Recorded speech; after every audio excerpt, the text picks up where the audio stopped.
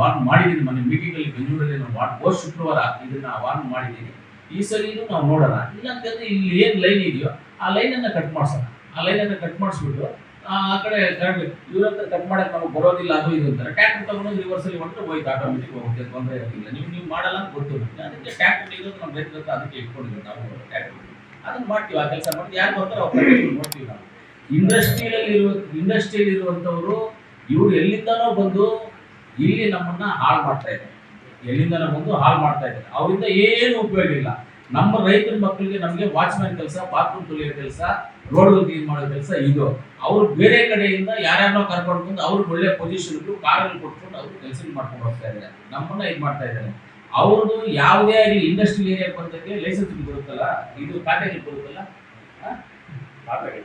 ಖಾತೆಗೆ ಬರುತ್ತೆ. ಖಾತೆಗೆ ಬಂದಾಗ ಯಾವಾಗೂ ಖಾತೆ ಮಾಡಬೇಕು ಅವರಿಗೆಲ್ಲ.